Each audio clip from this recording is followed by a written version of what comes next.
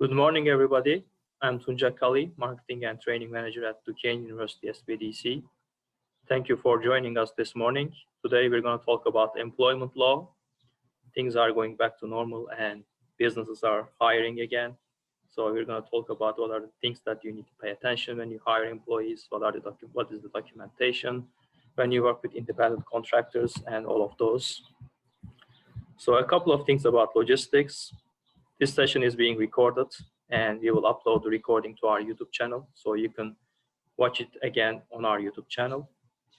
Throughout the presentation, if you have any questions, you can put them in chat, and Christian and Joshua and I will monitor chat and try to answer all your questions. But for some reason, if we can't answer your question, we will also have a Q&A. We will also have a Q&A session at the end.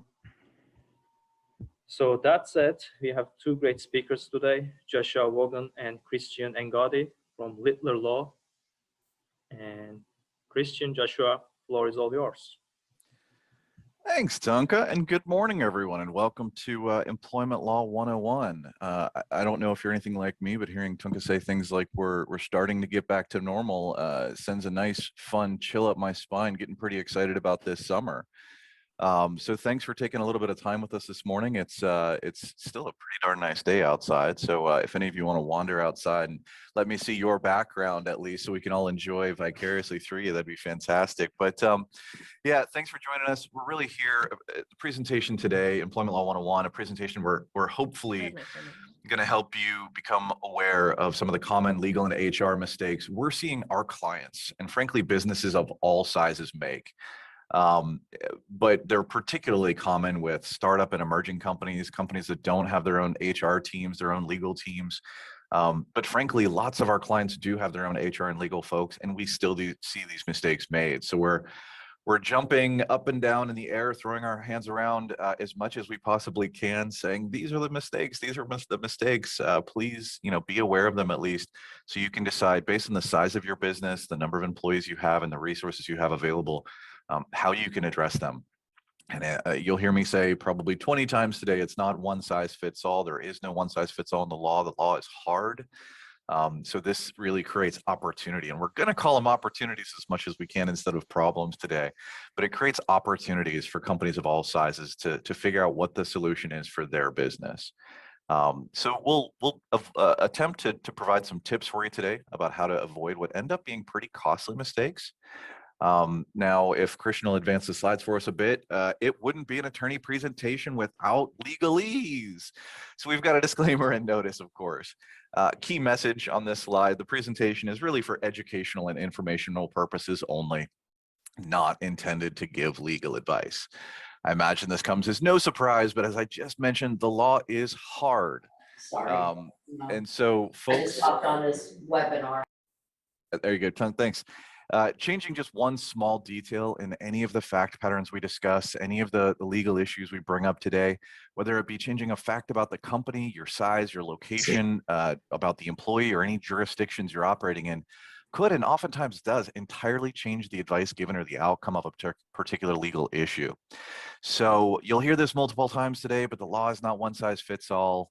With that in mind, we strongly recommend that you consult counsel. It doesn't have to be Littler. We're of course happy to help, but any counsel that you trust that knows the law that you're talking about, when you have employment questions or any issues that pop up, so they can help guide you towards the right solution. Okay, with that out of the way, let's move on to our glamour shot slide, I call it. Here's our heroes for today, everybody. As Tunca mentioned, my name is Josh Vaughn. I'm a shareholder in Littler Mendelson's Pittsburgh office. Joining me today is Christian Engadi. He works in the Pittsburgh office as well. A little bit about Littler Mendelson for those of you who may not be familiar with the firm. We have 20 plus lawyers, I think, here in Pittsburgh, but Littler Mendelson is actually what I'll say is the preeminent and world's largest labor and employment defense firm. I talked a little bit earlier about, finding the lawyer that has the skill set and expertise you need. You'll hear Christian and I often say, especially if you call us with some questions, that's just outside of our area of expertise. And what do we mean by that? It's the same answer I give my family at Thanksgiving when they try and ask me about criminal law or family and trusts and estates, or any of these other fun areas of the law that I know literally nothing about. Littler Mendelson, we focus on labor and employment defense, meaning the defense part. We don't represent employees. We don't sue companies. We literally only defend companies like yours. We counsel companies like yours. We stay on that side of the V, it's called, in litigation. You've got the plaintiff versus the defendant. We're always on the defendant's side. I say we're the world's largest. What does that mean? Well, despite having 20 or so attorneys in Pittsburgh, we have over 1,100 attorneys domestically here in the US, spread across 37 states. We have offices in 37 states, and in many of those states, we have more than one office. And we have attorneys barred in every US jurisdiction. So no matter where your business operates, and one thing you'll pick up from today is if you operate in more than one jurisdiction, the laws of each jurisdiction are going to be applying to your business if you employ employees there. So we have attorneys barred in every US jurisdiction. So no matter where you operate, we have an attorney who can help with your employment law questions. So we also, it probably bears mentioning, have offices internationally as well, another 500 or so lawyers working around the country, or excuse me, around the world, which means globally speaking, we have approximately 1,600 lawyers. We're not the biggest law firm, but I can guarantee you, I think we're the biggest employment defense firm that you'll hear of out there. So a little bit about me. And I will try and race through this quickly so we can get away from this fun glamour shot slide of these pictures that, at least for myself, were taken a long time ago. But I refer to myself as a class and collective action litigator. I've worked on employment law A to Z, so I've counseled clients, I've litigated single plaintiff cases, I've helped with agency charges and investigations. But my bailiwick, what I spend the vast majority of the time on now, what gets me out of bed in the morning, is wage and hour class and collective action litigation. So cases that are brought against companies alleging minimum wage and overtime violations. Things that put a lot of other attorneys to sleep are what excite me and that I spend time reading cases about. So that's a little bit about myself. Joining me today, Christian Angadi. I refer to him as the one, the only, the incomparable Christian Angadi. He's based out of our Pittsburgh office, one of my go-to lawyers. And the beautiful thing about Littler, we have so many lawyers that we all sort of have a specialty. You know, I'm a wage and hour lawyer, class and collective action specifically. Christian's one of my go-to lawyers for startup and emerging companies and corporations. He has a number of those clients. He's counseled a number of those clients, and he's also one of our subject matter experts on something we'll show you today, which is Littler's Accelerator Toolkit, an incredible toolkit for startup and emerging corporations, or frankly, anyone who doesn't have a robust in-house legal and HR department. Now he counsels and litigates myriad employment issues, and kind of just an all-around good guy. So if you ever get a chance, I'd highly recommend chatting with Christian, playing a round of golf with Christian. I won't talk about handicaps today because he'll put me greatly to shame, but good guy to know, and I appreciate. Thank you very much, Christian, for joining and agreeing to present with us this morning. Absolutely, happy to be here. Yeah. Now we can go ahead and advance up a little bit here. So Littler, to tell you a little bit about us, not only do we have lawyers who are kind of micro specialists in lots of different areas, but we also work with different industry groups, different practice groups, practice areas, and one of them that we bring to bear on today's presentation is going to be the emerging technologies and emerging corporate practice area.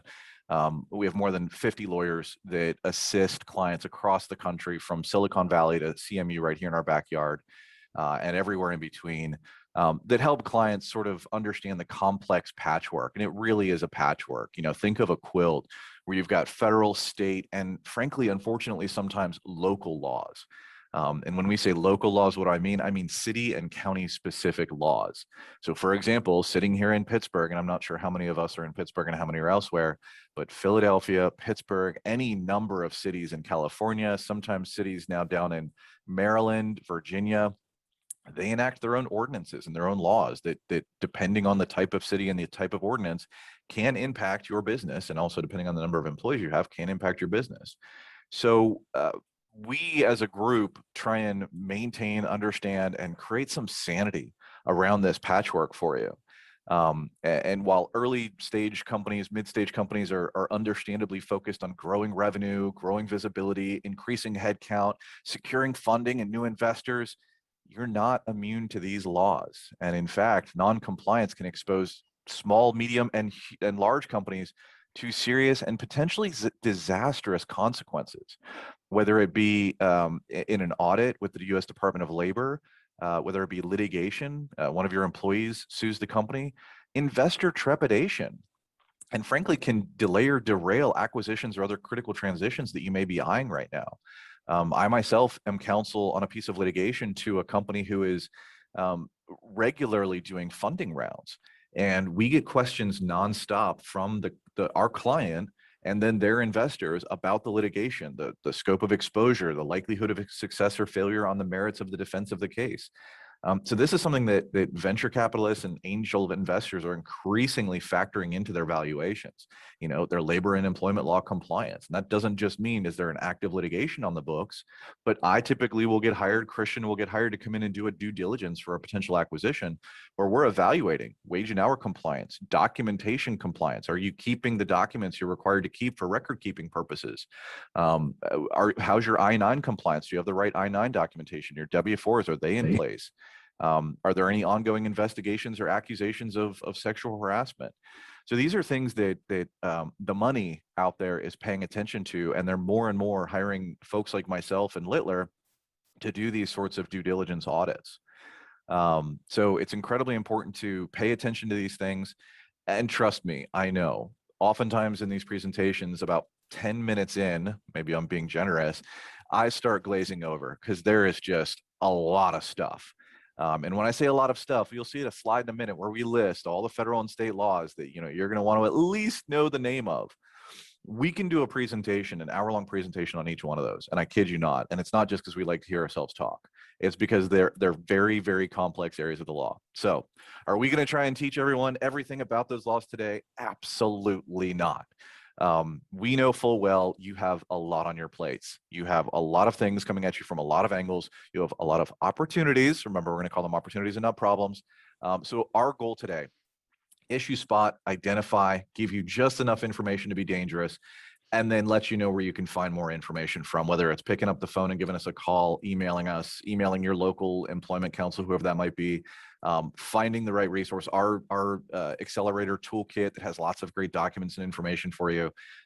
That's the goal today, is really just to give you enough to know when you need to call someone to get some help. Okay. Jumping right here to the agenda, thinking about how we wanted to organize the webinar today. We try to put ourselves in your shoes.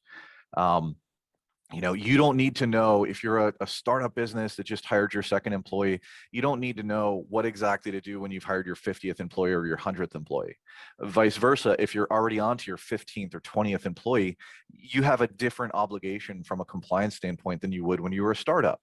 So we tried to develop this presentation around that mentality. So we walk you through, what do you need to know? First of all, we'll talk about the generally applicable federal and state laws. We've got some charts for you. We'll go through it pretty quickly because it's a pretty massive alphabet soup. And again, we could do lots of time on each one of those. But then, what do you need to know when you hire your first employee? What documents do you need to have in place just in that pre-hire packet? What do you need to know when you hire your 4th, your 15th, your 20th? Spoiler alert, we didn't just make up these numbers.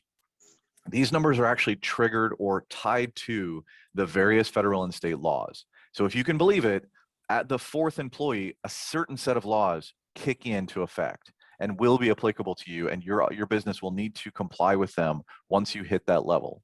Once you get to your 15th and 20th employees, new laws kick in. And then finally, once you get to your 50th employee, new laws are going to kick in there. And then finally, we'll hopefully have some time before we jump into the Q&A to talk about a solution to these problems or an opportunity. I don't like to just identify the problem. I like to kind of leave you with something that might be a tool that you can access or utilize if you choose to do so. It really, from our perspective, we've pulled together our army of lawyers and the resources and materials we've identified as the most important and helpful for businesses. You'll hear me refer to a 9-document package. If you have nothing else, make sure you have these 9 documents in your back pocket when you hire an employee.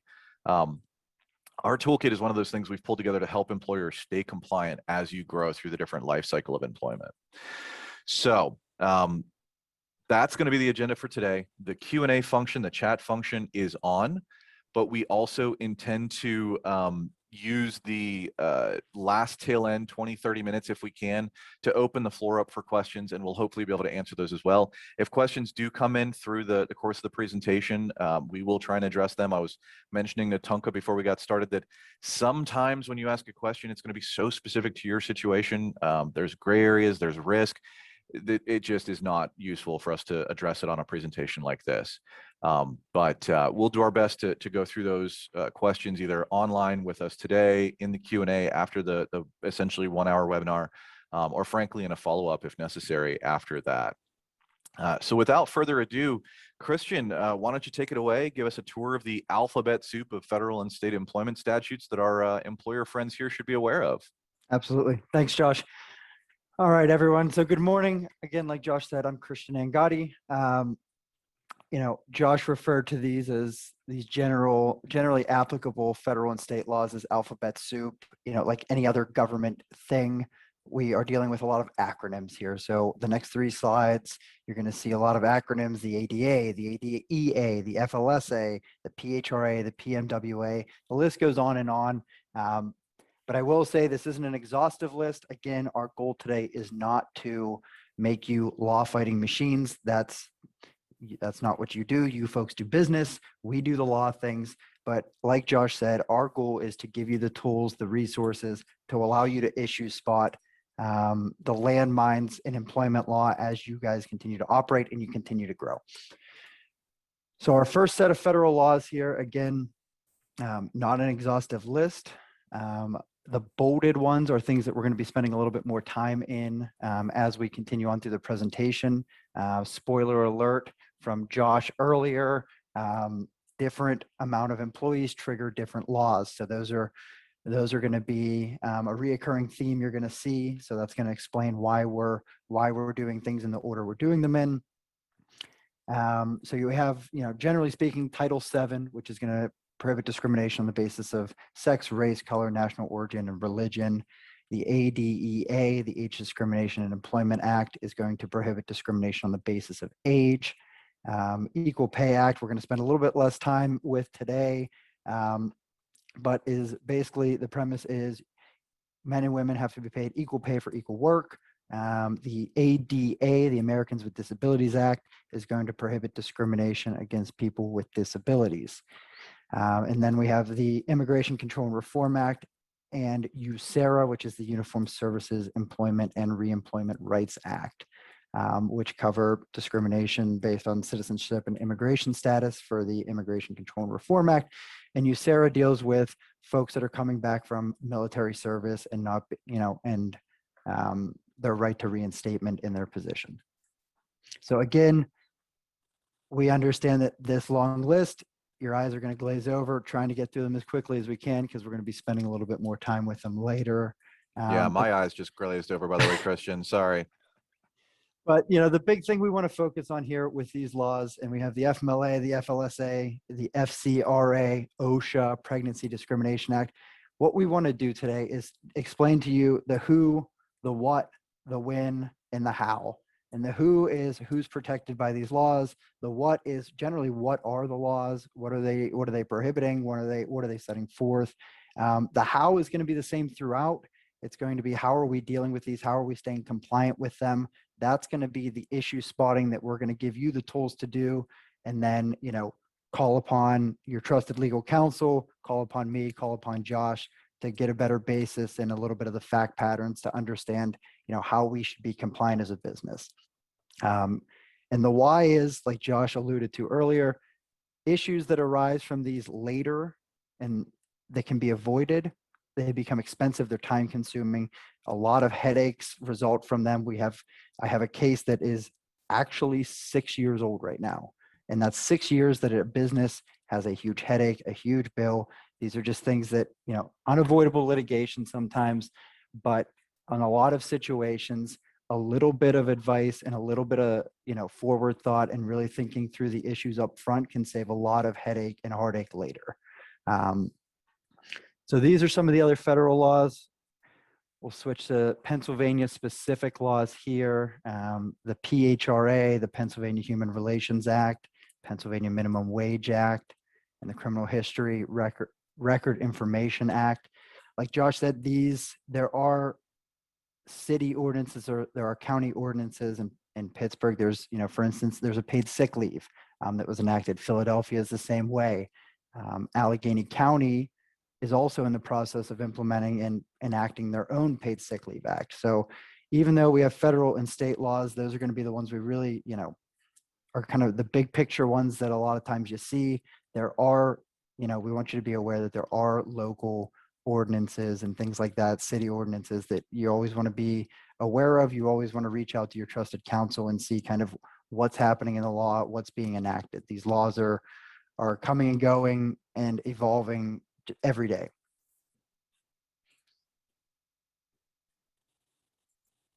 And yeah, and if we can just go back quickly, Christian, just to flip through those three sides. If you take nothing away, I guess two things. One, try and say these things really, really fast, like 3 times fast.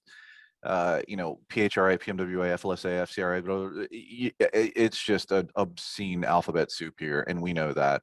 So the key column in my mind, the description obviously is important, but the employer coverage, really what that's intended for is just to show you at how many employees do you need before that law kicks in and applies to you. So you saw with the FLSA and the PMWA, it's not necessarily triggered by number of employees. There are certain coverage obligations under those laws that kick in essentially for all employers as long as you meet certain thresholds. Typically, it's going to be a revenue threshold or engaging in interstate commerce, which every lawyer who ever hears about the word interstate commerce flashes back immediately to like that first year of law school, talking about the constitutional limits of interstate commerce. Extraordinarily broad. You pick up your telephone, you dial into your internet connection, and most courts are going to say you're engaged in interstate commerce, even if you exclusively sell or operate in one jurisdiction. That's an oversimplification, of course, but that's the old joke that everything is in interstate commerce, especially nowadays. So you'll see here, all employers, certain laws apply to those. Other laws, the PHRA, and we'll get into this in a little bit more detail later, very, very similar to Title VII, for example, with regards to what it prohibits and the types of discrimination it prohibits. Race, color, these are the ones you're more familiar with. You've heard before. You can't discriminate against somebody because of their race, their color, their religious creed, their ancestry, age, sex, national origin, those sorts of things. Title VII isn't going to kick in until you get to a certain size employer. I think it's 15 off the top of my head. It's on that prior slide. But the PHRA, if you operate in Pennsylvania, kicks in at 4. But it still covers the same kind of discrimination. So as we've said before, and we'll talk about today, the federal and state laws, whichever one is more protective of the employee is what you're going to have to follow as an employer. So if the PHR kicks in at 4, basically it's as if the Title VII kicks in at 4 as well. Obviously, there's a little bit of a difference. They won't be able to file an EEOC charge, a federal charge based on the Title VII. They'd have to wait until you get 15 employees for that. But they would be able to file with the PHRC if they wanted to. And one thing that sounds completely wrong, if you've ever thought about labor and employment law, is effectively as an employer, we recommend thinking about it as if every employee, regardless of race, age, disability status, national origin, every employee is protected somehow. Now, that's not precisely true, but here's what we mean by it. Christian and I, among several others in our firm, have the dubious, right, obligation, I don't know how you want to describe it, of defending lawsuits right now that you would think a race discrimination claim would be not brought by a white Caucasian male. But we are defending a case right now where a white Caucasian male is suing his employer for race discrimination, reverse race discrimination, essentially, which blows your mind when you first start thinking about it. But it's essentially every protected category almost has an inverse category now that they call the reverse version of that, which makes you realize that you can be sued by almost any employee for anything at any time.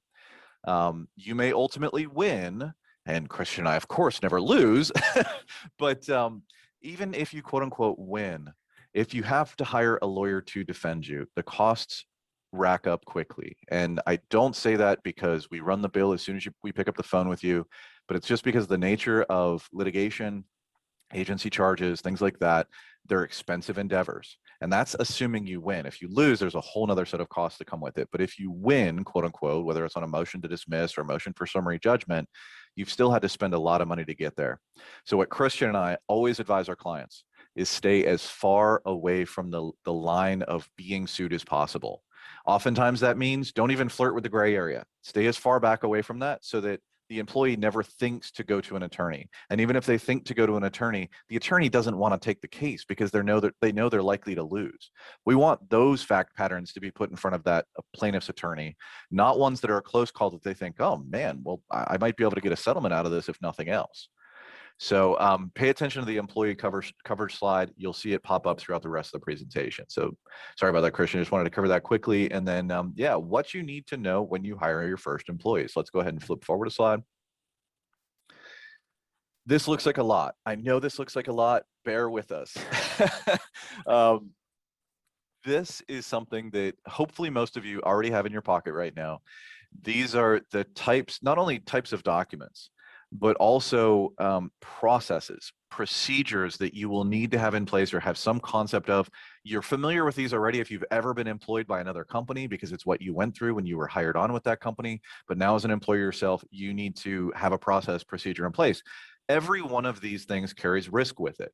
So we always advise, be careful how you do it correctly, and you will start to mitigate from the beginning of the employment relationship. And we always talk about pre-employment, the employment, continuing employment, and end of employment, termination of employment, that life cycle of employment.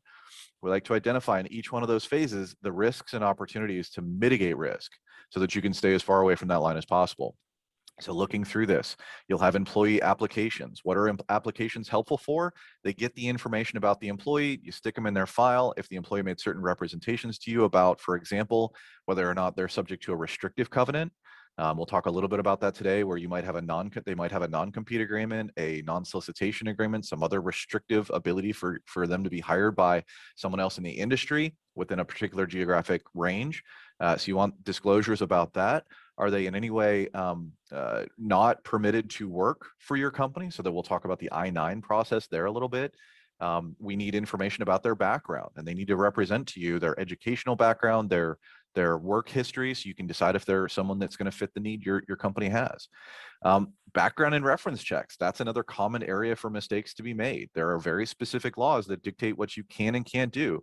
And by the way, every state, you may have heard this concept called ban the box litigation or ban the box laws that are coming out. State-specific and city-specific limitations on what you can and can't ask in background checks. Very thorny, weedy area. And oftentimes my clients will call and ask me about that.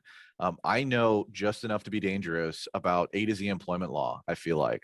But the benefit of working at Littler is I know Bill Simmons in my Philadelphia office is a background and reference check subject matter expert. Emily Hammerstein in my Pittsburgh office is a leave and disability accommodation expert. Rather than Josh Vaughn spending 4 hours researching the background check, the FCRA, FCRA requirements, and then any state-specific issues you might be facing in the states you operate in or commonwealths you operate in, I know I can flip you to Bill. He's going to know the answer off the top of his head, spend 30 minutes to an hour. I've already saved you 2 to 3 hours of attorney time just by referring you to the right lawyer that knows the information off the top of their head. So lots of things listed in this slide. We're not going to go through all of these today, but obviously if you have any questions about them, please don't hesitate to let us know. Another benefit of Littler is the army of lawyers that we maintain in this firm produces a voracious amount of content.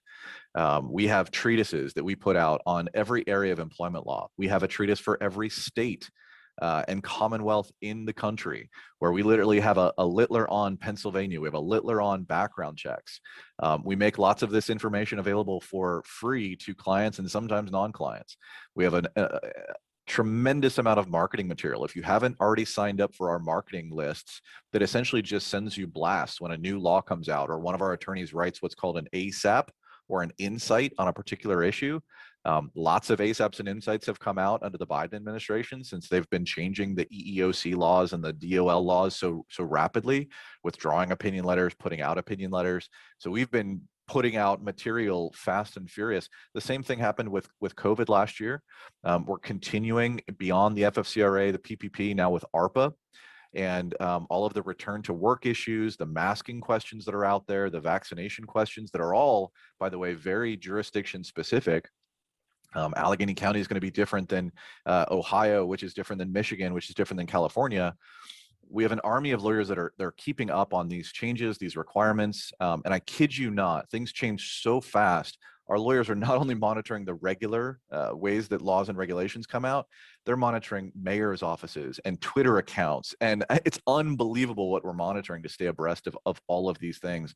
And then we're putting that content out in our marketing stream. So please, if you haven't done so already, sign up for the relevant marketing strings, send me a note or send Christian a note that says, hey, I'm interested in this particular area. We'll get you signed up for that. So you're at least getting the emails on these topics. But highlighted on this slide today are a few of the things that we are going to spend a little bit more time on. So for example, I referred earlier to the 9-document package, the holy grail of if you have nothing else, make sure you have good this. Some of these are some of the things we've highlighted here: the offer letter, arbitration agreement, employee handbook. These are examples, 3 examples of part of that 9-document package. You know, you need an employment application, offer letter. You may need an employment agreement, depending on the company. Again, not one size fits all. Not all companies use employment agreements, and you have to be careful if you do so. You don't want to unintentionally create a term of employment. You know, I've got to maintain employment for this person for an entire year if that's not what you actually wanted to do. But employment applications, arbitration agreements, handbooks, termination letters, non-compete, non-solicitation, restrictive covenant agreements, lots of things that are key employee documents to have to help mitigate risk. We'll also talk just briefly about the I-9 requirements, because we see mistakes made there, and there are pretty significant penalties if you fail to complete I-9s correctly. Independent contractor and exemption issues. It's one of the first decisions you need to make about employees. So we'll cover that briefly.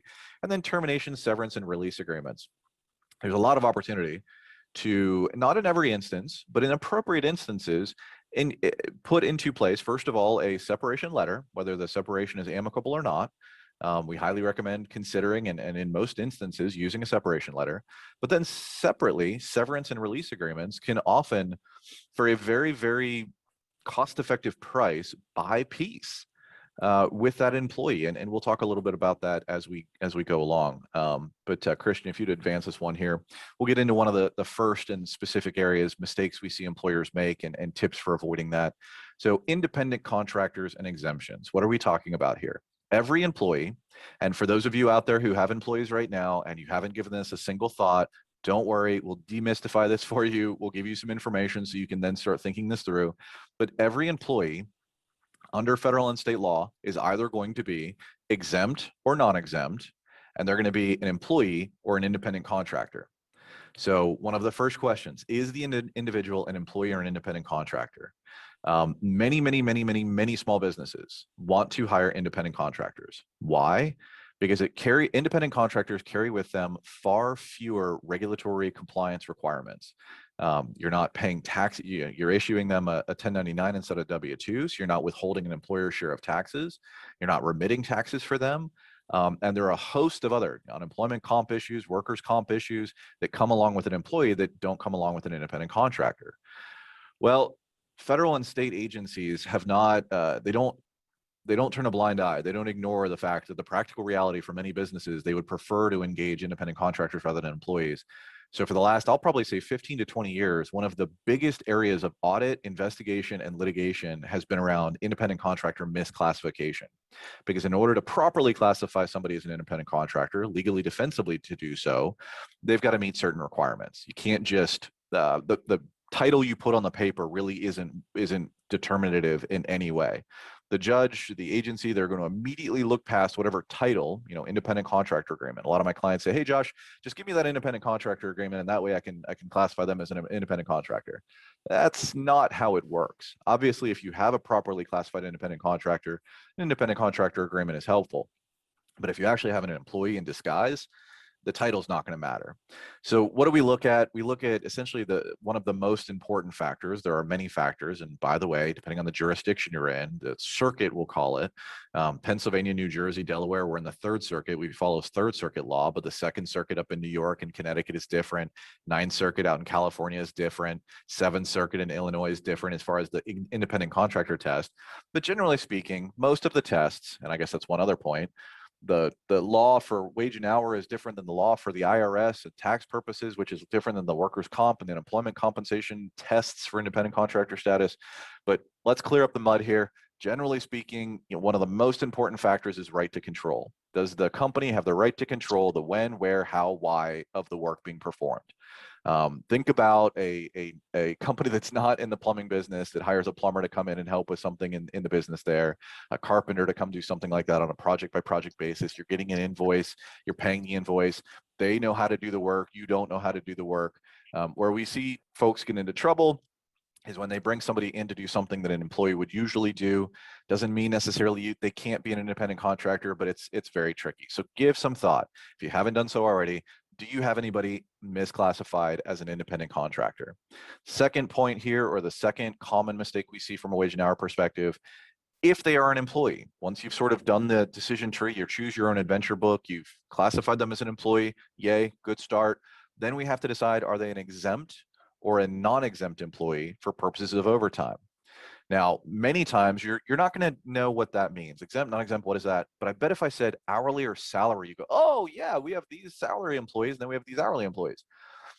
That's not a legal term. Hourly and salary is not really a legal term. It's a loose proxy. Typically, when folks are referring to salaried employees, they're referring to exempt employees. And what are they exempt from? The overtime laws, typically. Sometimes the minimum wage and overtime, but oftentimes the overtime requirements. Non-exempt means they aren't exempt from those requirements under federal and state law, the Federal Fair Labor Standards Act and the Pennsylvania Minimum Wage Act. So that's another issue you need to think about and be concerned about, is misclassification of employees. Incorrectly listing them as exempt. Again, all of my small to mid-sized businesses I counsel, they want all their employees to be exempt, so they don't have to worry about paying time and a half for hours worked over 40. So that's another thing to consider. And if we can go to the next slide, Christian. We'll get into a little bit of. Before we move on, let's look at the chat and answer a couple of questions there. So if you could look at the chat. Yeah, and we've been taking a look at this throughout, and the plan is to kind of cover some of these at the end. But we covered Bob's question about corporate structure and partnerships. Copy of the slides will be made available. Yeah. So there was a question posed about the number of employees. Are we referring to full or part-time equivalents? And I hate to say this, but it's going to be dependent on the law. So for example, when the FFCRA came out, it adopted some of the answers or the definition of employee from the FMLA. Every law is going to have a definition of employee, and some are going to count full and part-time equivalents. Others are going to count just full-time. So it's going to depend on the law that we're talking about. If you have specific questions about a specific law and which one applies to you, let us know and we can try and dig into that and get an answer for you on that. Some of the posters aren't going to be a huge topic of today's presentation, just because, for example, on the Accelerator Toolkit, if it's like any of our other toolkits, oftentimes you'll have links to the posters. But one of the easiest things to do for poster and notice keeping requirements is the contract with the poster company. Frankly, I think my firm even has a contract with the poster company. They send you the big laminated federal and state, depending on what states you operate in, poster. You stick it up on your wall and it covers your poster and notice keeping obligations. So we're not going to go into great detail there, but just it is a good point to be aware of, that every law just about is going to have a poster and notice requirement. And it means you got to stick up a notice on your workplace. Oftentimes it's in the lunchroom, cafeteria. If you don't have a physical workplace, there are rules about disseminating notices to your workforce. For example, if they're remote, there are ways to go about doing that as well. Yeah, and I see posters for remote businesses without formal brick and mortar. There's a couple different ways to go there. Typically, I like to just create a packet of documents or information that you can either provide with the pre-hire documents. So when you have them fill out the application or your offer letters, you provide them all of the necessary notices and posters with that. Another way to do it is email distribution to make sure they have it. The big thing you'll want to just be able to show and prove. So for example, if the USDOL comes in and does an audit, they're going to look at your posters and see if you have posters posted. And if you're 100% remote workforce, you just need to show them what your process was and give them some proof or backup that shows that you in fact made these things available for your employees. So for example, we always put it in the new hire packet. Here's what we put in there so they can see it, or we always email it. Here's an example email of our most recent employee where we sent this to them, that sort of thing. Another great question, is our firm able to assist in preparation of employee handbooks? I think I'm stealing some thunder here from Christian, because that's going to be one of our slides today. Yes, absolutely. That's a key component. We actually have SMEs around our firm that a large portion, if not their entire practice, is built around employee handbooks. We also have a Policy Smart solution you can subscribe to. The great thing about that, employee handbooks are only as good as the day they were drafted. Oftentimes, and I know other firms around town, when they give you a handbook, they'll give you a handbook and then send you on your way. And the very next day, the jurisdiction you operate in passes a new law that changes part of your handbook. You won't get an email from them that says, hey, by the way, or at least most of the time you won't, unless they're really, really good at what they do. Hey, by the way, this law just changed, and here's the section of your handbook that you'll need to change or modify to come into compliance with that new requirement. Or, hey, the new minimum wage just kicked in July of this year.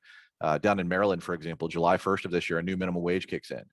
They're not sending you that email or update. I know, and I'm completely stealing Christian's thunder here, but we can skip those slides. Don't worry. Yeah, we'll skip those slides later. But we do have great resources in the firm. They do handbooks very cost effectively. And then another solution, like I said, the Policy Smart subscription, you can subscribe, and they actually do exactly that. You tell them what jurisdictions you operate in. They send you an update when a new law is passed. And not only that, they send you the new language for your handbook that you fold in for every employee moving forward. And most of the time, when you get an update like that, and free legal advice here, right? You get an update to your handbook, you can send it out. Even if you don't want to do a re-send out of your entire handbook, send out just that portion and have them sign and acknowledge the receipt of that, just like they would their handbook. And then the next time you do a full handbook review, fold that new policy practice, the revised policy practice, whatever it is, into the handbook, have everybody re-acknowledge it, stick those acknowledgements in the personnel file. That's Cadillac best practices when it comes to handbooks. Yes, absolutely. Let us know, and we can absolutely talk to you about pricing. We always know that pricing is a concern. Just so you know, most law firms traditionally have worked on an hourly fee basis. We know that doesn't necessarily meet everyone's needs in the 21st century. So we do lots of projects on a flat fee basis. So you have fee certainty as to what something is going to cost you. Oftentimes documents like a handbook are precisely that. We'll do it on a flat fee basis that will tell you in advance what the cost is going to be. You can decide whether or not you want it to move forward on that basis. We also at Littler have what's called Littler on Demand. Maybe you aren't sure what you need help with, so you don't want to call Christian or I. It's a way you can submit a question. It's a $300 one-time flat fee for, I believe it's 45 minutes of legal advice. So regardless of topics you want to cover on that call, you'll get a call with one of our attorneys. Sometimes it gets escalated to an SME. Sometimes we determine it takes more time than 45 minutes and we advise you of that. But $300 will buy you that 45 minutes of time. We have lots of different ways to solve your legal problems. So yes, absolutely great question there. Let's see what this question is. Do you have to give? Or only if they ask for it. The question was, do you have to give a handbook to each employer only if they ask for it? Best practice is to absolutely have a company handbook. Okay, if you operate in more jurisdictions than one, you have a decision to make. Do you want to offer a one-size-fits-all, meaning your handbook is designed to be compliant with every jurisdiction, even if a particular jurisdiction has a particularly onerous requirement, and therefore that onerous requirement, you're going to make it apply to every jurisdiction you operate in? Or are you going to create jurisdiction specific? Maybe you create a nationwide handbook with a jurisdiction specific supplement. That's very commonly done, especially for companies who operate like in California and then lots of other states that aren't as onerous in California. They have a specific California specific supplement. It makes it harder to administer, but it's another way to do it. We absolutely recommend giving the handbook to all employees. The handbook is your operational or procedural guideposts for your staff. It tells them about your leave policies. It tells them about your wage and hour policies. It tells them about the benefits they're eligible for. Absolutely, absolutely recommend giving a handbook to all employees. It's not a gotcha game. You want to set forth the expectations up front and then manage to those expectations. And the handbook is one of the best starter ways to do that. There's also a note in here. I'm not sure I'm following it, so we'll move on there. But okay, so we're going to have to move forward relatively quickly here, but great questions. Keep them coming. And again, at the end here, we're going to have a solid, I think we go until 11:30, and we're hoping to have the last 20 to 30 minutes for questions as well. So please feel free to keep those coming. But just briefly here, non-exempt employees going to be entitled to minimum wage, going to be entitled to overtime, meaning you have to track their time worked. Keep those records for a period of time. Overtime kicks in at 40 hours a week outside of states like California. California obviously has daily overtime obligations as well. If we can go to the next slide, Christian, we'll scroll through these quickly to get off to some of the discrimination slides. The federal and state law are going to define what is work and what is compensable work. One of the common mistakes we see is employers that don't compensate when their employees are doing or performing services for them. So the law says you not only have to pay for work that's performed that's been required or requested by your company, but also work that you permit to be done even if it's not requested, or work that you have, or have reason to know is being performed. How does this come up? For example, if you have an employee that clocks out at 5 o'clock every day, but then they go home and they're answering texts and emails for another hour at night, work-related texts and emails, that's work. Now, the question becomes, do you know or have reason to know about it? Now, here's where it can get tricky and risky for you. The company is not just your owners. It's going to essentially include anybody down to the supervisory or first level supervisory level, managers, supervisors, directors. If they have knowledge, that knowledge then gets imputed to the company. Why is that a risk? If the manager is the one that's texting and asking for work to be performed after hours, you now have notice of that work being performed and an obligation to pay for it. If you fail to pay for it, that's where exposure arises. And what exposure? Back wages, liquidated damages, and potentially civil money penalties. For a wage and hour violation, typically those violations they're not very expensive in isolation, but if you expand it out to all of your employees with the same practice, oftentimes it can be very expensive, 6 and 7 figures, depending on the size of your business. Work week, just be aware you need to define what your work week is. Don't play games here. Typically, 12:01 a.m. Sunday morning to midnight Saturday night or something like that, whatever works for your business. You can change your work week, but you've got to do so very intentionally, and be aware that there are requirements, wage and hour requirements, for when you do adjust your work week. It's important though to define both your work week and your work day, because that will dictate the hours that you need to track for purposes of non-exempt employees. The regular rate, that comes into play because for non-exempt employees, you need to pay them 1 1/2 times their regular rate. Not necessarily the rate you've hired them at. We hired them at $15 an hour. That's great, but the regular rate isn't always necessarily synonymous with $15 an hour. If you pay them nothing else but their base hourly wage, then okay, time and a half, $15 an hour is what you're going to have to pay them for your overtime rate.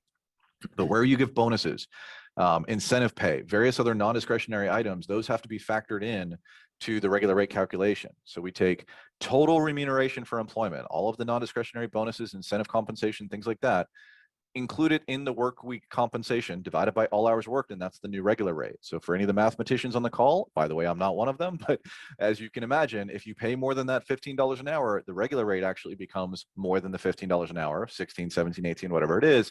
That's then the new number that you have to multiply by 1.5 times the number of overtime hours worked to get to the proper overtime rate. If you fail to pay the proper overtime rate, the delta between the proper overtime rate and the rate you paid is the exposure you have in a potential audit or litigation. Let's flip the slide, Christian. I think one of the next ones. Okay, so non-exempt employees, what could possibly go wrong? Lots. And this is why most employers don't want non-exempt employees, because they carry so many of the compliance obligations, not including all pay in the overtime calculation. No, I just gave them a bonus. I'm not going to include that. Well, bonuses, the only kind you can exclude are going to be the discretionary bonuses. The one-time Christmas turkey that you didn't pre-announce up front, so the employee could have worked harder, faster, longer, stronger, more efficiently to achieve that bonus. So not including it in their overtime calculations. Forgetting about state law compliance, for example, daily overtime requirements. State law also has different requirements, for example, in Pennsylvania for compensable time. Things might be compensable under federal law, but not under state law. I have a lawsuit right now where we got the case dismissed, went up on appeal. It was affirmed on the federal law, the dismissal on the federal law, but then on the state law component, the Third Circuit said, state law is a little different. Why don't you go back and do some discovery? So just be aware, travel time is the specific example I'm referring to.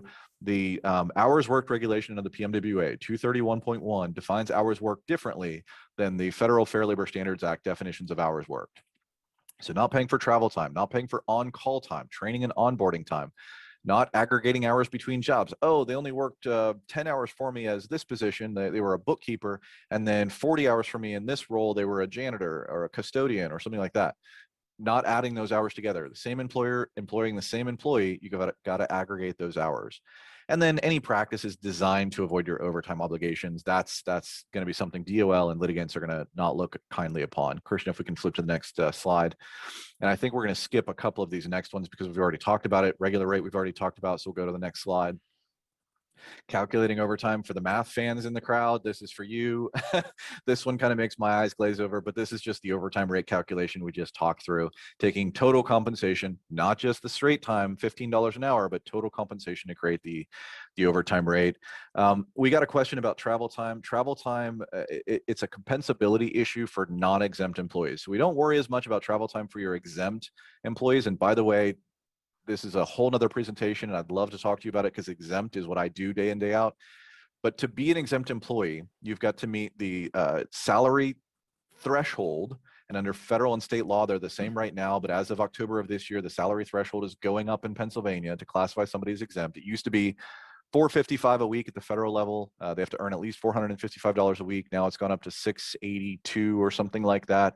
As of this October, it's going up again, and every October thereafter in Pennsylvania, it's going to go up thereafter. And so an exempt employee has to make at least that amount of money. If they don't, stop. They're not exempt. They also have to meet the salary basis test. They also have to meet the duties test. We cannot determine exemptions based on title alone, although frankly, sometimes you tell me you've got a CEO, CFO. Okay, those are exempt employees. I'm not too worried about it. But once we start getting into manager, supervisor level positions, it's a closer call, and oftentimes we need to do a little more digging.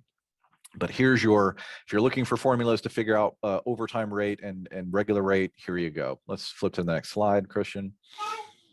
I-9 forms, we're not going to talk to you about in a lot of detail. You've got some information here on the slide. You need I-9 forms as part of your onboarding document. It's to verify the identity and legal authorization to work for any paid employees you have in the United States. You have a storage obligation. You have to retain I-9s. If the government comes in, you need to be able to provide that documentation. So you can store it electronically. You can store it in hard copy. You can store it offsite at Iron Mountain or wherever you want to store it. Just know you'll have essentially 3 business days from the date they've been requested to provide copies of your I-9 forms. And the last thing we'll kind of mention here, beyond the retention obligation, typically I keep I-9 forms separate from the personnel file. The same thing we say with medical documentation, any FMLA certifications, keep those records separate from the personnel file. It's really just a who has access to those documents. And if you're ever in litigation, what you end up producing. Oftentimes we get a request for personnel files. We want to make sure that we're producing the right materials. So we race through that. Obviously, there's a lot of good questions. Oh, I'm sorry. There was a question about travel time. For non-exempt employees, certain types of things have to be compensated when they travel. Ordinary home to work commutes are non-compensable. When a non-exempt employee drives from their house to work, that's not compensable. But then all travel time within the course of that workday before they essentially clock out, that is compensable. So if you've got a caregiver working at one client's house until 10 and then they drive to another client's house, that drive is compensable because it's all within the compensable, what we call the continuous workday under the federal and state regulations. There are travel time rules that are beyond the scope of what we can probably fit within today's presentation. If somebody's traveling out of town, if you have a non-exempt employee that's traveling out of town, if you have a non-exempt employee that's traveling while on call, if you have a non-exempt employee that's traveling on a non-work day versus a work day, there are specific federal regulations that deal with each one of those situations. Feel free to give us a call. We're happy to talk about it, but also the US DOL's website. Looking up their fact sheet on travel time is a great primer on travel time obligations. The DOL has fact sheets on lots of these wage and hour topics we've been talking about, and they're one of the first things I will send you after our call to give you something you can have in your pocket for compensability questions. All right, Christian, if we can go on, and then I think you're going to be taking these next couple slides. We'll race through them quickly because we're going to try and get to questions in the next 10 or 15 minutes. Absolutely. Yeah. So employee handbook, obviously we spent a decent bit of time earlier about talking through the employee handbook, just a couple quick things that I'd point out and kind of emphasize. The first one is there really isn't a one size fit all. Not only, like Josh said, not only is this, your expectations of their behavior, policies related to, like, for example, use of profane language, coming to work under the influence, things like that. It also in some ways gives the expectations that the employees will have for you folks. And it sets your policies of what the complaint procedure looks like when someone believes they're being harassed or discriminated against and things like that, and how you as a company will respond to it. So in a lot of ways, there's no one size fits all. You don't want to just take one that a buddy who has another company use for their business because their complaint procedures might be different than what you want. They might have policies just that don't apply. A manufacturing company whose every employee is in the process of making widgets doesn't need a remote work policy, but a digital marketing company with no brick and mortar business, office does need a remote work policy. So you want to be cognizant of what you folks really need to set forth the relationship and the expectations for your employees. And the other thing I'd say, and Josh hit on a little bit, is you really want to make sure we're updating it. A great example is I have a case right now. Prior to 2020, it was almost universally understood that security screening time, what you'd imagine when you walk through TSA at the airport, a metal detector, checking things, looking for contraband, looking for things like that, would not have been compensable under the FLSA, the Fair Labor Standards Act. In 2020, and a lot of companies would have said in their handbook, we don't pay for security screening time. After 2020, there's been new legal interpretation of a Supreme Court case and a deviation from that said that's not necessarily true. There are facts where security screening time could be compensable under federal law. So those policies that existed prior to 2020 saying we don't pay for security screening time would need to be reevaluated, and maybe they stay the same, maybe they don't, depending on the facts, but it's something that you want to keep your eye on, and you want to keep your eye on updating your policies, keeping track with what's happening in the law. Not necessarily, a lot of times it is new laws or changing laws, but a lot of times it's court interpretation of laws. So the next one, offer letters, arbitration agreements, and restrictive covenants. Offer letter really sets the stage for, you're bringing on the employee, what are the issues, what are the, outlining the relationship. Is this at will? Is this, are you keeping an employee for a year-long contract? Or is it at will? We can let you go or you could leave at any point in time. That's an important one you want up front. You want it in your offer letter. You want to really define what the relationship is going to be. Another thing we usually see in offer letters, your usual suspects here is obviously the at-will employment, or if it's an actual contract for a period of time, what the compensation is, what's the rate of pay, if they're exempt, what's your salary, if there's bonuses and benefits, things like that. That's things that you want to put in the offer letter as well. You don't want this to be ambiguous. You want it to be express, and you want it to be in there. Some other things we usually see are prior employment and third-party information. So, is there anything from your past employment that would restrict or limit your ability to work for us, the new employer? Do you have a non-compete agreement that's going to be at play? We want to know that up front. You're not allowed to work for anyone else while you're employed with us. Things like that you want to make sure are upfront in your offer letter. And then we also want to, I went a little too wrong button there. And the final thing we usually see in offer letters are, just confirmation that you'll be adhering as an employee to our policies. Arbitration agreements, it's exactly kind of what they sound like. This limits an ability of an employee to bring an action in court. Instead, any issues relating to their employment would be brought in arbitration. Whether or not you have mandatory arbitration agreements or the ability to opt out agreements is definitely something you want to speak with legal counsel about.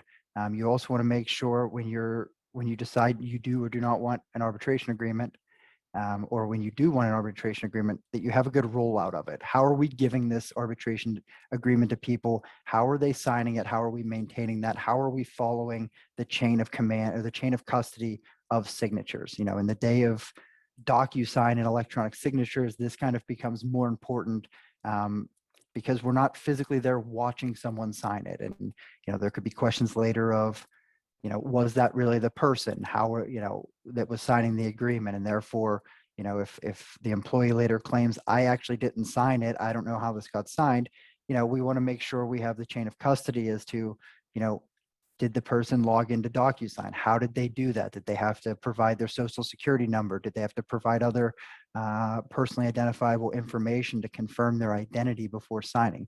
Things like that are definitely things that you want to keep in mind when you're rolling out an arbitration agreement. And finally, restrictive covenants. These are your non-competes, your non-solicits. The big thing you want to keep in mind with the restrictive covenants and for their non-competes is your reasonable geographic and temporal scope. That's going to say that, I cannot, I can generally say that I feel comfortable in Pennsylvania. I cannot say, for a certain employee that I can say, you can never compete against any employee, any of my competition for eternity across the entire country. That's generally just not going to be found reasonable in Pennsylvania, and courts will either strike your non-compete agreement, or more often than not, you're seeing courts are actually rewriting your non-compete agreement, and they're actually limiting the time and the actual space, the radius of miles in which the non-compete is actually going to be enforceable. So we'll move here, maybe. Okay, there we go. Terminations, severance, and release agreements. Josh hit on this a little bit earlier.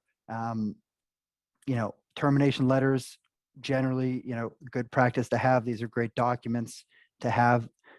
Severance and release agreements. There are certain situations where you do, like Josh said, you want to buy peace. You offer a little bit of money and they sign a release that precludes them from filing any lawsuit in court, or suing you for any employment issues, or even some other issues that could be covered in the release. So again, Josh hit on these earlier.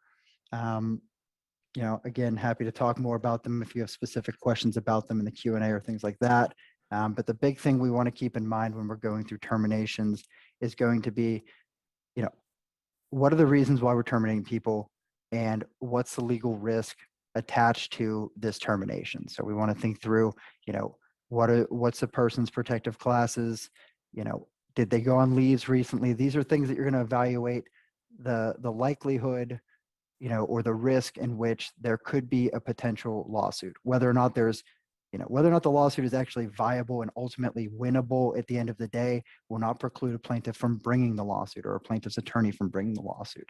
So I think that's probably the biggest and most frustrating thing for especially, emerging companies, growing businesses, is we might have done everything right, but that doesn't mean we're not going to be, that doesn't mean we can't get sued, and someone can allege that we did something wrong. And that's that's something that we really want to gauge and kind of teeter away from the gray area when we're looking towards, maybe letting someone go. Really quickly to jump in here, great question was asked about travel time. And so I put into the chat, if you're not watching the chat, take a look there. I put into the chat the Pennsylvania specific code section that addresses hours worked under the Pennsylvania Minimum Wage Act, specifically as it relates to travel time. And this one is near and dear to my heart. I'm actually litigating a case right now on this issue. I've defended a number of U.S. Department of Labor audits on this specific topic. So if you haven't seen that, take a look in the chat function. It identifies the Pennsylvania code section, and it talks about time spent in traveling is compensable is if it is part of the employee's duties during normal working hours. And there's also a throwaway time during which an employee is employed or permitted to work, but there's no definitions of those concepts. So we always focus on the duties and normal working hours. But remember, and this is key, because the question was posed as, I thought it wasn't required in Pennsylvania just so long as they get compensated, That question, presumably the person knows that you are obligated to follow not just Pennsylvania law, but also the FLSA. So I went on in the chat function to also identify the FLSA, since it has very extensive regulations explaining compensability of travel time. And I put a link in the chat to the US DOL fact sheet 22, the one I referenced earlier. In 22, it talks not only about travel time, but it generally talks about hours worked. Now, there's a far less satisfying definition of hours worked under the federal law. And so it's been further defined by lots of DOL regulations and case law, frankly. So that fact sheet is a great compensability hours worked generally fact sheet that'll talk about lots of different categories, but 3 or 4 of them, and I put some of the examples in the chat, specifically relate to travel time. So if you haven't looked at that before, take a look at that. And remember, you're subject to all laws that apply to you for your jurisdiction, federal, state, and local, whichever one is going to be more protective for the employee is the one you have to follow. So even if something is not compensable under Pennsylvania law, if it is compensable under the FLSA, it's still compensable. You have to pay for it. And vice versa. I've seen it happen the other way, like the litigation I talked about earlier. we have a really cool tool we want to show you. So I think, Christian, if you're okay with it, let's skip really quickly. Let's go to, because we said, what do you need to know with your first, 4th, 15th, 20th, and 50th employee? We've hit on a lot of that as we've gone through. We'll go to slide 22, excuse me, not slide 22. We'll go to slide, the what do you need to know for your first employee slide, then your 4th employee. There we go. We let the cat out of the bag earlier. 4th employee, that's when the PHRA is going to kick in. That's the Pennsylvania Human Rights Act, Human Relations Act, that is going to kick in for discrimination purposes. You should never discriminate, obviously, on any basis for any reason, but this is where the legal teeth kick in and your employees can bring a charge against you. There's lots of different grounds, but if we go on to slide 24, this is where you can be accused of discriminating against somebody. Recruitment and hiring. So if you fail to hire somebody based on one of the protected category reasons, lots of people like to gather as much information as they can about an employee. I teach a class at Pitt Law in the fall on technology and employment law, and one of the things we often talk about is it a good idea to peruse social media in the hiring process, looking at Facebook, looking at Twitter, looking at any social media accounts, LinkedIn. Lots of employers say, yeah, of course, because it gives me information about the employee. If they're a drunk and I see them calling in with a brown bottle flu every Monday morning, but all of their pictures show me they were out until 3 in the morning the night before, I definitely want to know that before I hire them.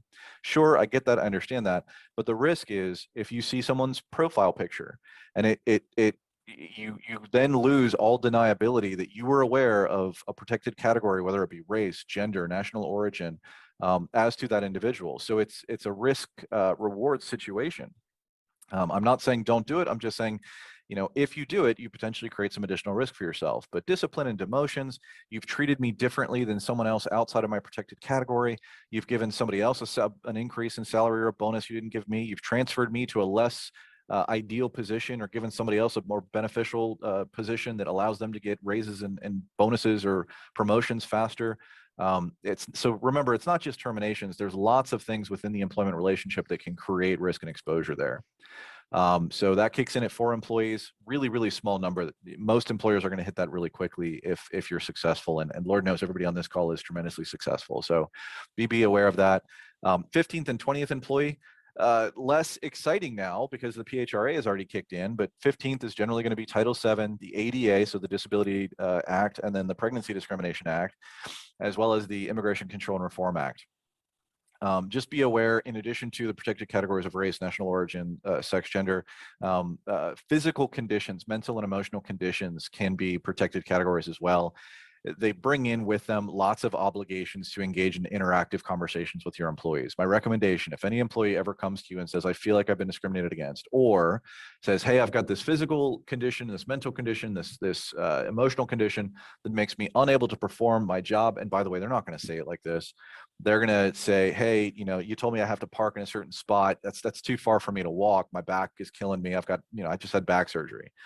That's going to be how they present it. And it's your obligation as an employer to recognize they've just presented me with a potential medical disability situation that I now have an obligation as an employer to engage in the interactive conversation if I have, my 15th or 20th employee.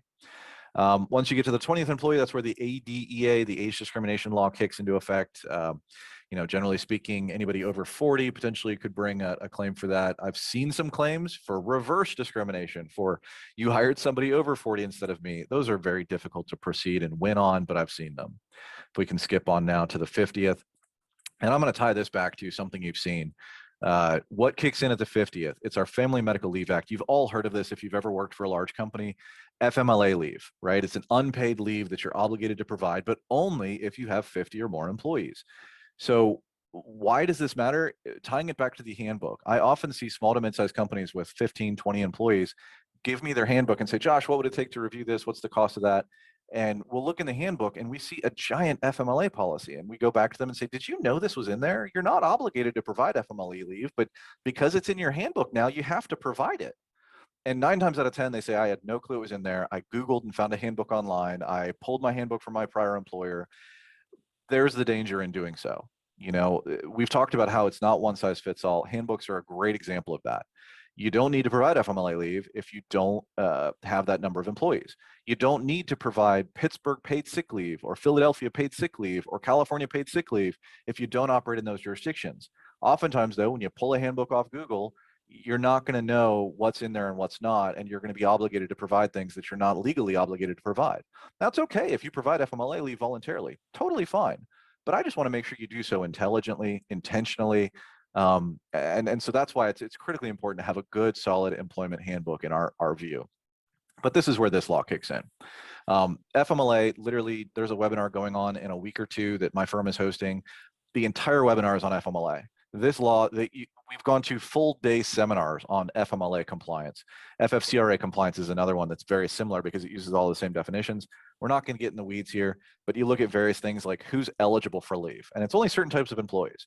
They have to have a qualifying reason for the leave. And by the way, my kid's school closed due to COVID is not a qualifying reason under the FMLA. Might be FFCRA, but not FMLA.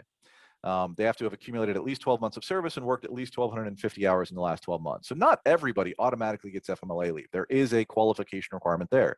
And then the qualifying reasons for leave are listed there. And then there's qualifying employers, meaning you have 50 or more employees working within I think it's a 75-mile geographic radius kind of thing. So be aware, be aware, be aware. And we're racing through this. I hope you realize we're racing through this because we realize we're past 11 o'clock and we want to show you kind of one last thing. It's the toolkit. I think we've answered all questions that have come in so far, but we are going to open this up for questions at the end. We'll kind of like unmute everybody if they want to ask.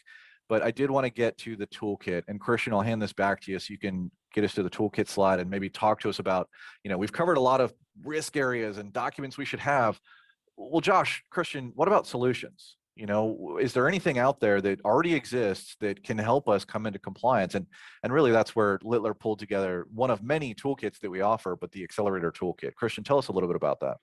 Yeah, absolutely. So Accelerator Toolkit, Littler understanding the new and emerging, businesses, smaller businesses don't have the huge litigation and the huge legal budgets that maybe some larger companies have, and therefore, are a little bit, going through and can, calling me, Josh, to work through and draft all these letters and things like that might be something that the business just isn't quite there yet, not quite ready for it. So Littler created this Accelerator. It's a toolkit. Go through here.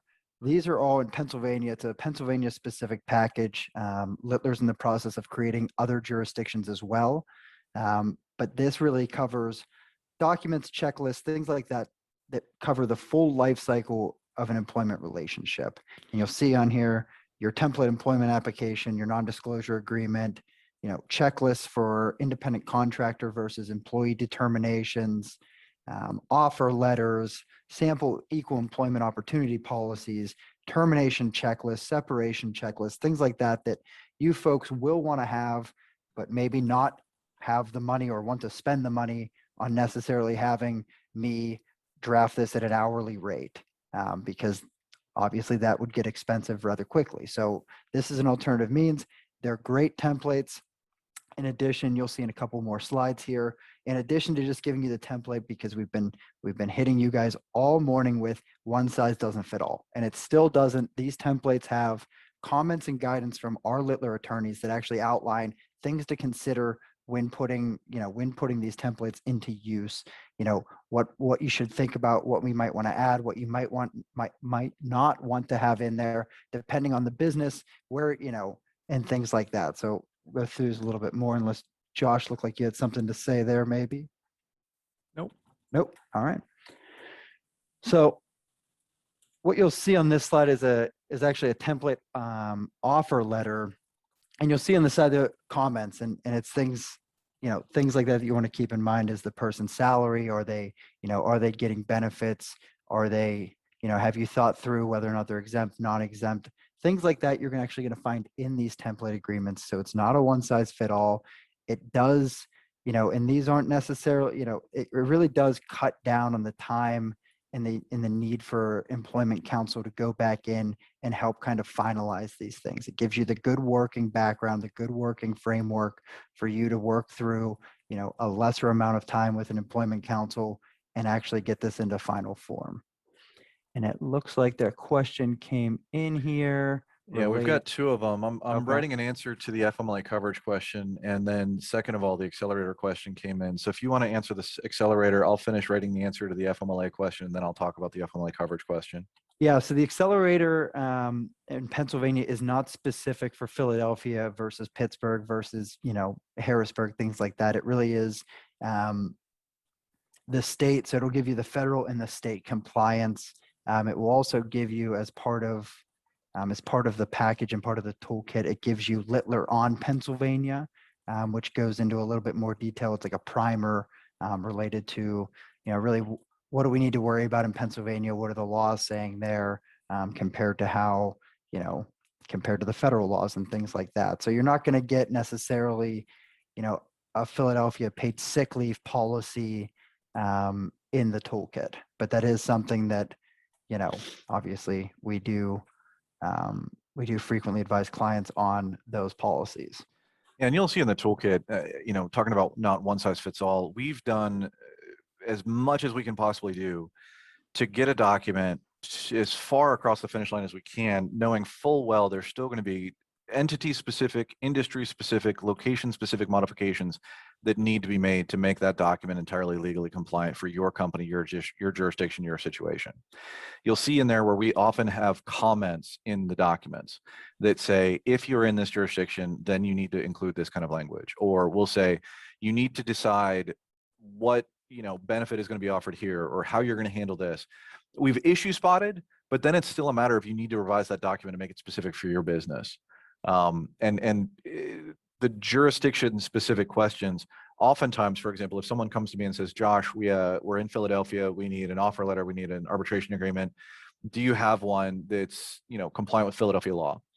More often than not, my answer is yes, because we have lots of lawyers in Philadelphia and they've advised lots of clients on these precise issues and they already have good templates. What do good templates mean?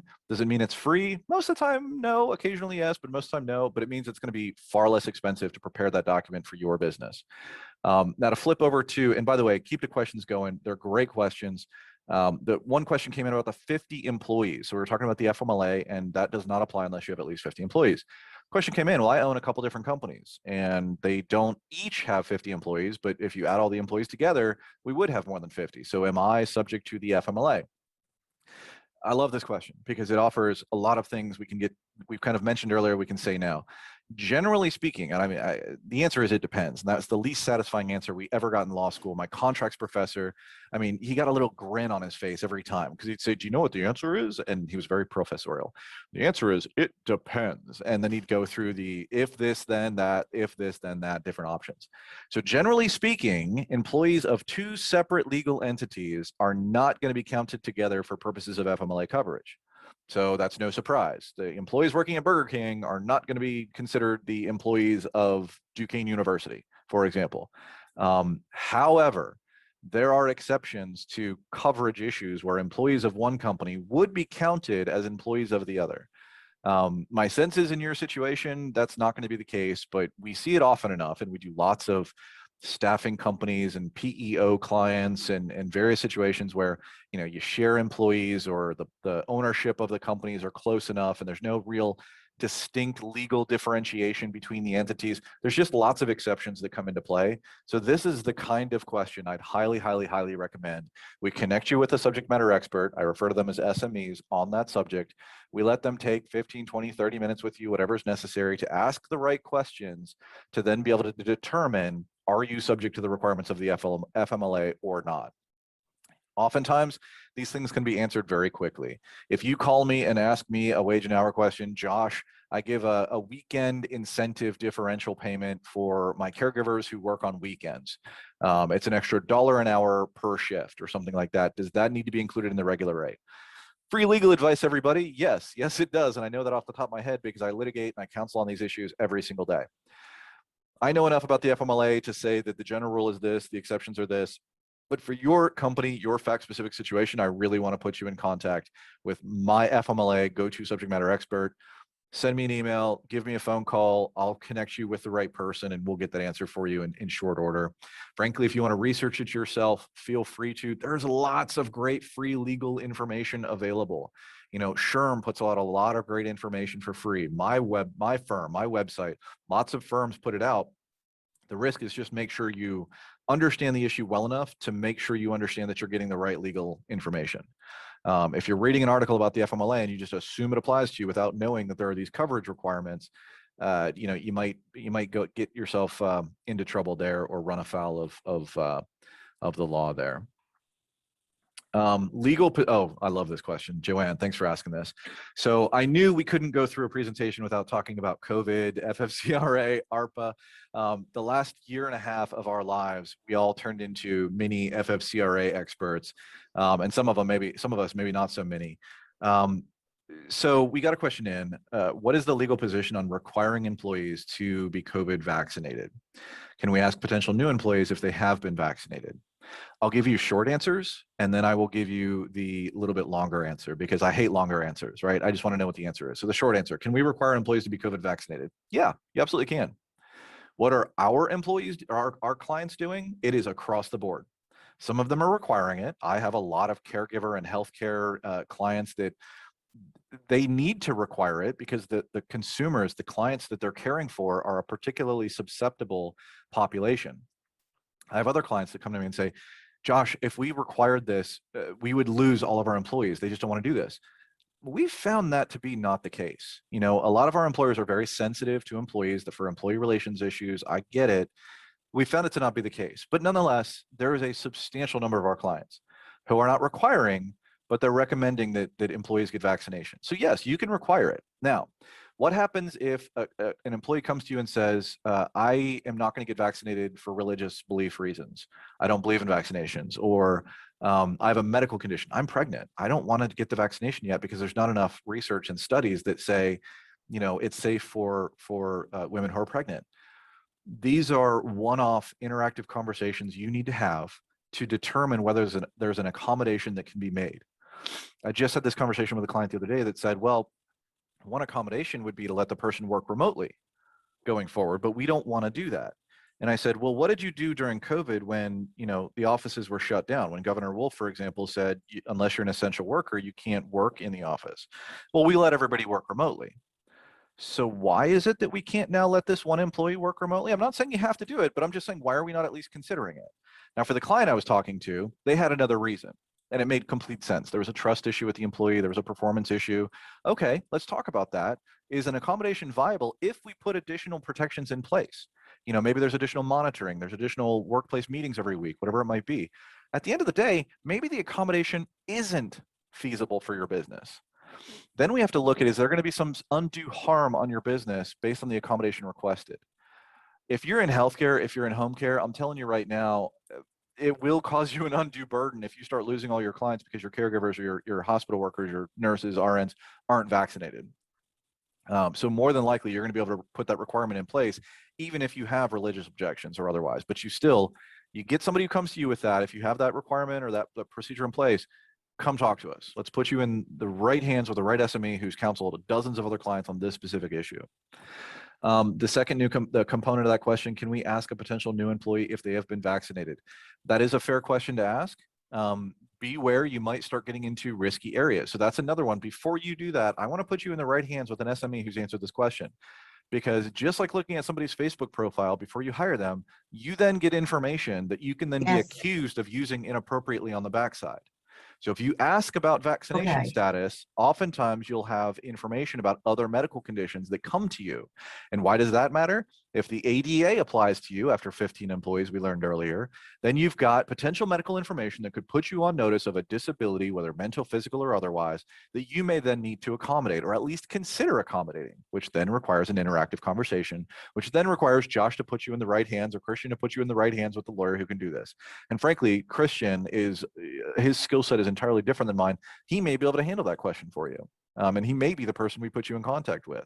On the flip side, it might be Emily in our office or someone else as well. So fantastic, fantastic questions. Thank you very much for those. When it comes to COVID, the nice thing is we all feel like as we opened up the presentation this morning, we're returning to some semblance of normalcy. I'm sitting in my office right now, and I actually don't have to wear a mask in my office anymore because I've been vaccinated. So what did my firm do? It didn't come out and say you have to be vaccinated, but what it said is if you are vaccinated, you don't have to wear a mask in the office anymore. If you're not, you still have to wear a mask. And if you've been around Giant Eagle or any of the other Home Depot or other stores, you'll see those signs. They're not coming out and asking you are you vaccinated, but they honor code system where they say, if you've been vaccinated, don't have to wear your mask. If you haven't been, you need to still wear your mask. Major League Baseball, look in the dugouts. You can find out who's 85% vaccinated right now by whether or not they're wearing their masks. If they hit the 85 vaccination level, they don't have to wear masks anymore. They can go out when they're traveling, go out to eat, bring their families with them. If they haven't hit that vaccination level, they can't still do those things. So fantastic questions. We got a question about the upcoming FMLA webinar. Will today's attendees receive a notice of this webinar? Not necessarily. We can try to basically grab our next set of webinars and forward it to Tonka and others, and they can forward it to you. The best way, I mentioned this earlier, to find out about our upcoming webinars, go to our website, or better yet, sign up for the blast, the email blast that basically, when a new webinar is going to go out, it'll email you all of the information about the webinar and a link to register for the webinar. So you can sign up for that. So we will give some thought to what we might be able to just circulate to everybody after this, but those are the two best ways to find out about upcoming webinars. And when I say Littler puts out a ton of material, you would think our lawyers are sitting at home bored with nothing better to do. There are webinars virtually every day. We keep up to date 50 state charts on 60 plus different areas of employment law, including, and these are available for free to you.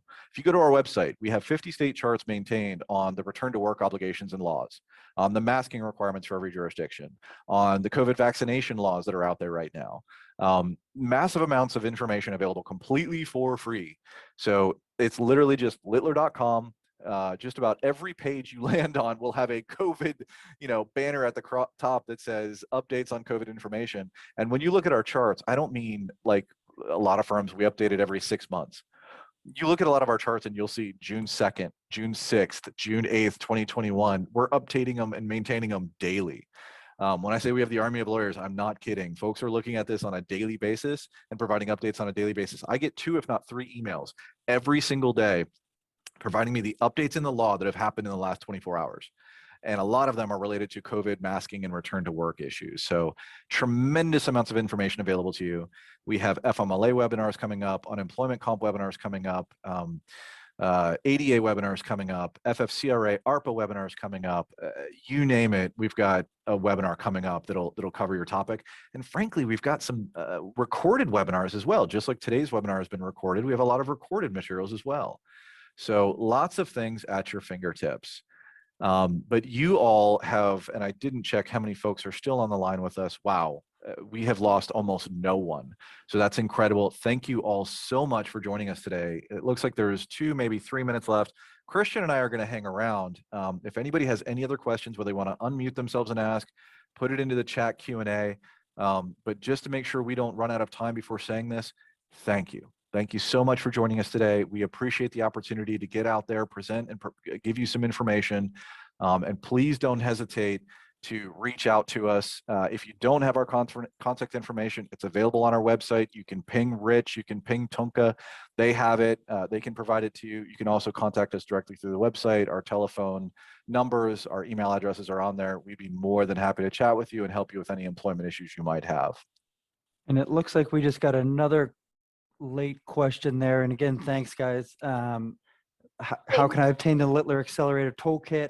You can either reach out to me, Josh, directly, or you can actually buy the toolkit online on the website. If you just Google Littler Accelerator, it'll be the first link. It's Littler's website, and at the bottom of the page there's a buy now feature where you can actually pick it up, or like I said, you can go directly through me and Josh, and we can kind of figure that out for you. This is Rich. This is Rich. I want to remind everyone to fill out the evaluation forms. So please make sure before you leave, complete the evaluation forms. I put them in chat.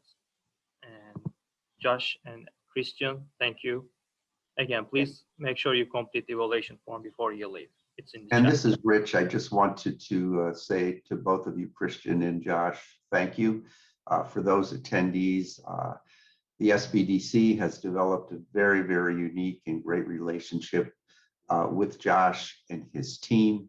So we're very, very fortunate to have the law firm as a resource to us. So again, I wanted to say thank you on behalf of the entire Duquesne University Small Business Development Center. great information and great resources. Excellent presentation to both of you. Thank you. Thank you, Rich. It's our pleasure. And thanks everybody again. Thank you so much. I have a quick question. I don't know if I can speak. My name is Carolyn. I don't know if I can speak with you guys one-on-one. I just need more in depth in regards to like the travel. Thank you so much for the information that you provided. I just had additional questions about that. Yeah, best way to do that, let's set up a quick call. Travel time is usually relatively easy to issue spot. Myself or Christian will jump on the phone. We can spend 15 minutes. So let's connect maybe offline. And if I presume you have our contact info, but if not, yeah, just shoot us an email, give us a call after this. I'm actually jumping into a depot here shortly, but we'll find a time in the next few days to just talk briefly about travel time. Thank you so very much. Absolutely, our pleasure. That's what we're here for.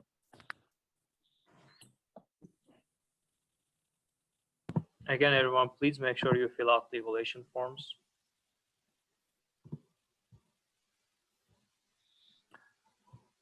Any other questions before we close?